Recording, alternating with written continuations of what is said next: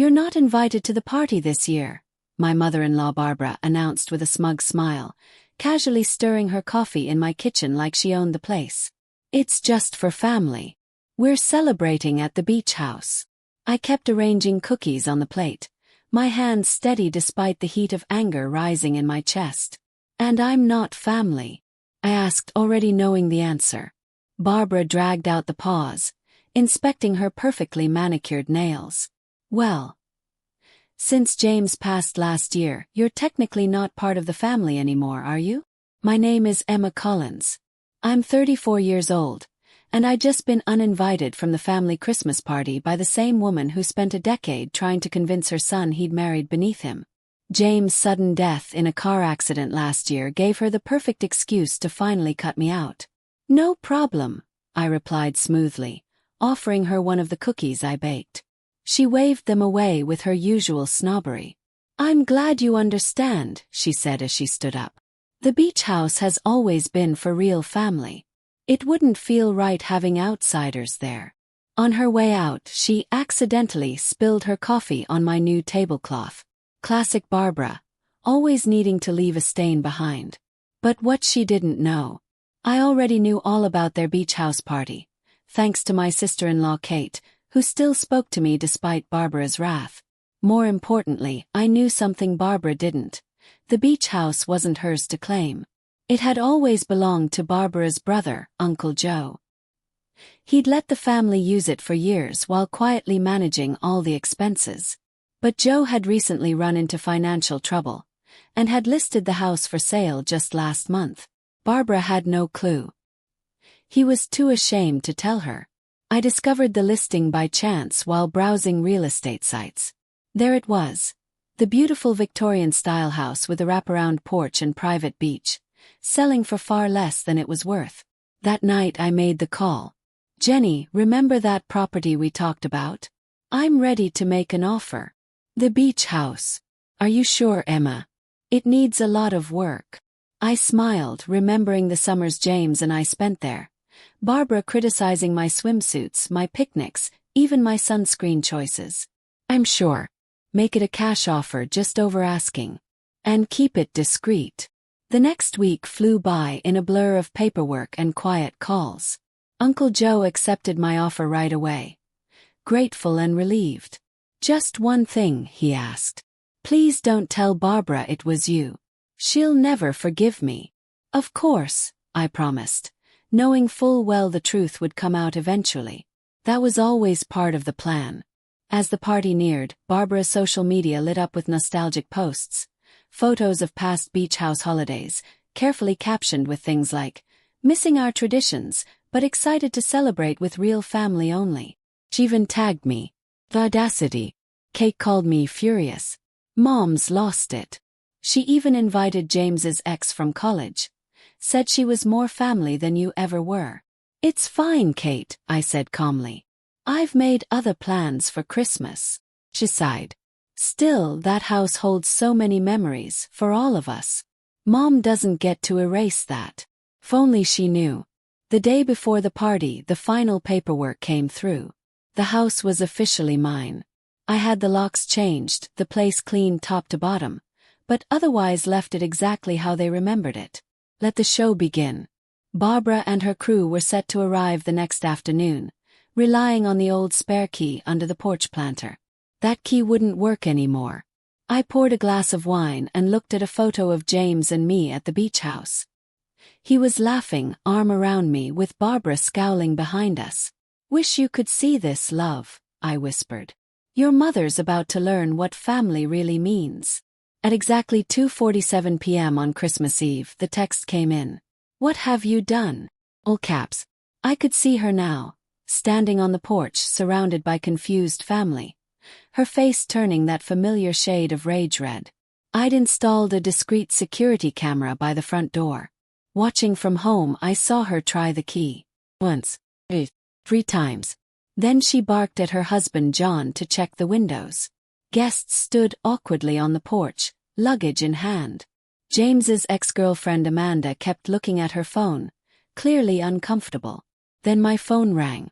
"Emma," Kate whispered, trying not to be overheard. Please tell me this is you. Mom's having a total meltdown. Smiled. Merry Christmas, Kate. I could hear Barbara screeching in the background, her voice high and furious. I'm calling the police. Someone changed the locks. This is trespassing. Kate sighed into the phone. There's a note on the door now. Says all inquiries should be directed to Harrison Property Management. Really? I replied, feigning surprise. How interesting. Kate gasped. Emma, you didn't, did you? Before I could answer, another call came through. It's Uncle Joe. I've got to go. Merry Christmas, Kate. Uncle Joe sounded anxious. Emma, she's been calling me non-stop. Barbara knows I sold the house, but I haven't told her you were the buyer. She's threatening to sue me for selling family property. Don't worry, I said calmly. You had every legal right to sell it, and I have the paperwork to prove it. Let her scream. That's all she knows how to do. Back on the security feed, I saw the flashing lights. Barbara had actually called the police. Classic. She stood on the porch, gesturing wildly like she was leading a crime scene investigation. Her guests looked on in awkward silence, bags at their feet, wondering what they'd just walked into. Even the officers looked unimpressed, likely used to sorting out holiday drama among the upper-crust elite. Then came another text, this time from John, my father-in-law. Emma, we need to talk. Barbara's hysterical. Name your price. I didn't reply.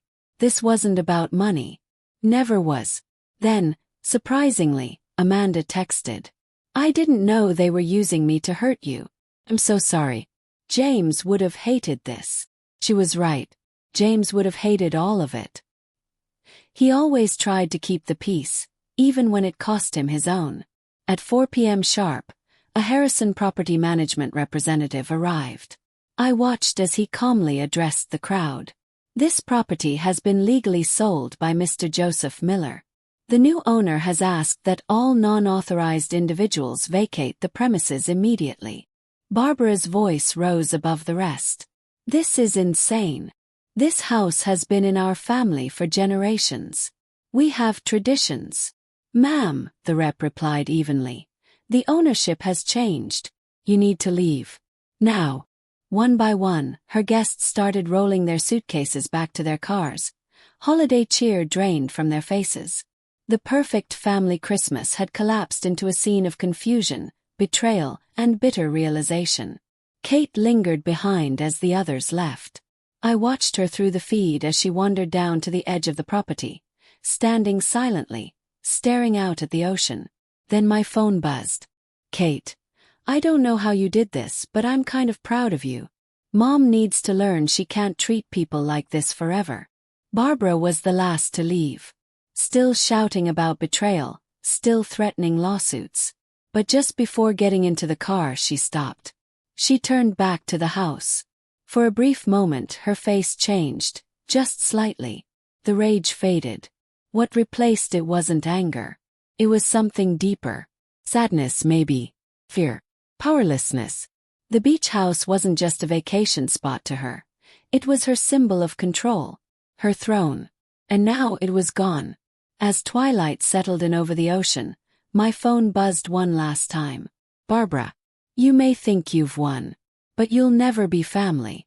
James would be ashamed of you. I looked up at the photo of James on my mantel, laughing, happy, alive. I remembered how he proposed to me on that very beach. How we carved out our own traditions beneath Barbara's constant shadow. I typed my reply slowly. No, Barbara. He'd be ashamed of you. I hit send and powered off my phone. Tomorrow was Christmas Day. The real party day. And I had plans for the beach house. Plans that had nothing to do with revenge and everything to do with honoring what family is supposed to mean. The next morning dawned clear and golden. I pulled into the driveway of the beach house early. Car loaded with decorations and supplies. Kate was already there, waiting in her car. She stepped out with a smile and popped her trunk. Need a hand decorating? I smiled and unlocked the front door. How'd you know I'd come? Because I know you, she said, grabbing a box. This isn't about payback. It's about something bigger. And she was right. We had a new tradition to start. Together, Kate and I spent the morning transforming the beach house. We strung lights across the porch, decorated a towering tree, and filled the kitchen with a sweet, nostalgic smell of baking cookies, just like James and I used to do. By noon, everything was ready. Then I sent out the message, not to Barbara, but to everyone else who had been quietly pushed aside over the years. To Uncle Joe, who had kept this house standing while Barbara took credit. To James's cousins, who'd been excluded from holidays for defending me after his death. To the neighbors Barbara had condescended to for decades. Beach house Christmas dinner. 4 p.m. Everyone welcome. The responses poured in. People Barbara had hurt or dismissed were thrilled to come. Even Amanda, James's ex, sent a heartfelt reply. Can I still come? I'd love to be part of a real family gathering. By late afternoon, the beach house glowed with laughter and light. Uncle Joe arrived with his famous eggnog. His eyes misty as he looked around the living room. Thank you, he said, voice thick. You brought the soul of this place back. The neighbors brought their favorite dishes, recipes they'd never dared share at Barbara's snobby potlucks. James's cousins hung ornaments saved from childhood holidays, their hands reverent and smiling. Kate found a box of old photos in the attic, pictures from long before Barbara's reign. In one, the beach house was bursting with people, all crammed around a table, grinning with full mouths and fuller hearts. This, Kate said, showing me the photo, is what it was always meant to be. Around 5 p.m., headlights swept across the drive. Through the front window, I saw Barbara, John, and her carefully selected real family, staring at the party unfolding inside. The lights, the decorations, the sound of laughter pouring through the windows. It wasn't the exclusive event Barbara had planned. I opened the door before she could knock. Barbara stood frozen, clutching a manila envelope, likely filled with threats of legal action. Her eyes were tired. Her makeup couldn't quite mask a night of restless worry. You can't, she began. I can, I interrupted, calm and firm. Because this house was never about who owned it. It was about who loved it. It was about family, the kind James believed in. The kind that welcomes, not excludes. John stepped forward and gently rested a hand on Barbara's arm. For the first time in years, he looked at me with something like respect. You're right, he said quietly. We lost sight of what this place was supposed to mean. Barbara's fingers trembled around the envelope. But our traditions. I turned and gestured to the room behind me. People were hugging, laughing, sharing stories. Kate was showing photos to Amanda. Cousins were making hot chocolate. Children were playing near the tree. They're still here, I said softly. Just bigger now. Better. More real. Kate stepped up beside me. Mom, enough. Come inside. Be part of it or keep standing out here in the cold. Your choice. Barbara hesitated, the war in her eyes clear. Pride versus loneliness. Control versus connection. Finally, her shoulders sank and she whispered, James always did love it here. He did, I said. And he loved it most when everyone was welcome. Barbara let Kate lead her inside. The envelope slipped from her hand, forgotten at the door. As she stepped in, Uncle Joe raised his glass in a quiet salute. For a moment, I saw some of the tension drain from her face. Later that evening, while dessert was passed around, I found her by the fireplace, staring at the photo of James the first had placed on the mantel. You're not going to sell it, are you? She asked without turning. No, I replied. But I am going to change it. She glanced at me, unsure. This house will be open to everyone who loved James. Everyone who believes in what family really means. You're welcome to be part of that, Barbara. But you won't get to control it anymore. She was silent for a long time. Then, from her coat pocket, she pulled out a small, creased photo. James as a baby, playing in the sand on the beach. Could we put this up too? I took it from her gently, walked to the mantel, and placed it beside mine. Of course. That's what family does. As night fell, I stepped out onto the porch, a cup of hot chocolate in hand. The sunset painted the sky in soft golds and pinks, the same view James and I had loved for years. Behind me, the beach house hummed with the warmth of real connection. Laughter, music, conversation.